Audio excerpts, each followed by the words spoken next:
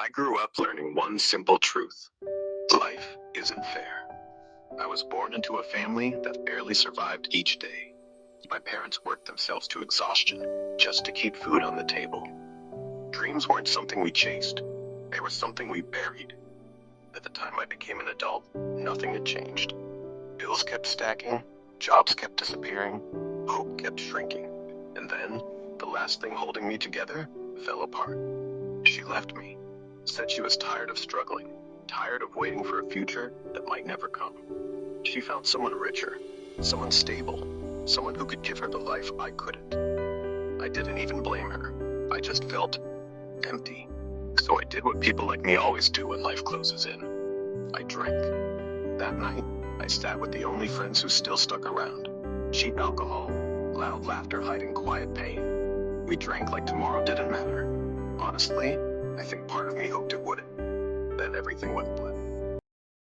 When I opened my eyes, I thought I was still dreaming. The sky wasn't blue. It was split with floating metallic structures, massive cities hanging in the air like gods watching from above. Strange aircraft flew silently between them, glowing like stars in daylight. And below those cities was hell. The ground was a broken wasteland of ruined buildings, shattered highways, and endless dust storms. Fires burned in places no one bothered putting out anymore. Then I heard it, a roar so deep it shook the earth beneath me. When I turned, I saw it, a creature the size of a skyscraper, tearing through a human defense line like it was made of paper.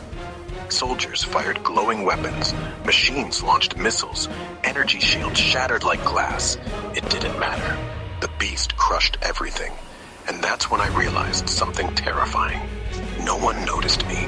No one cared, because survival in that world meant caring only about yourself.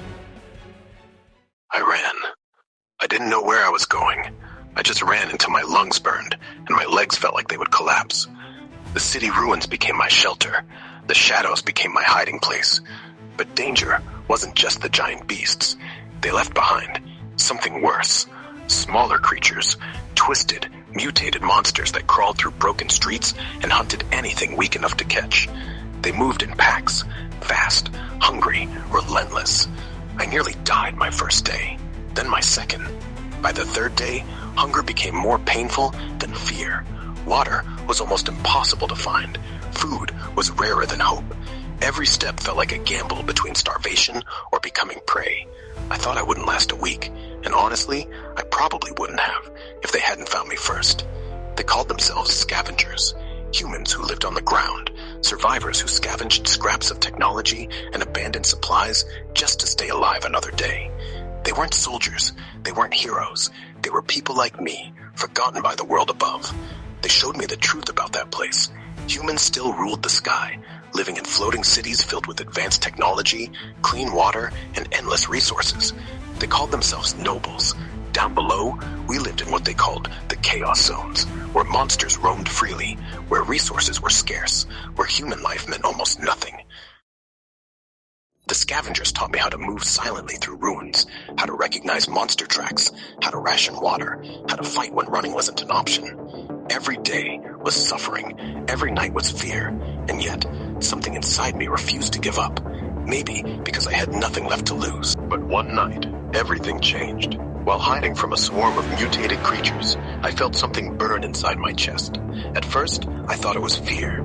Then the world around me started to crack, like reality itself was breaking apart.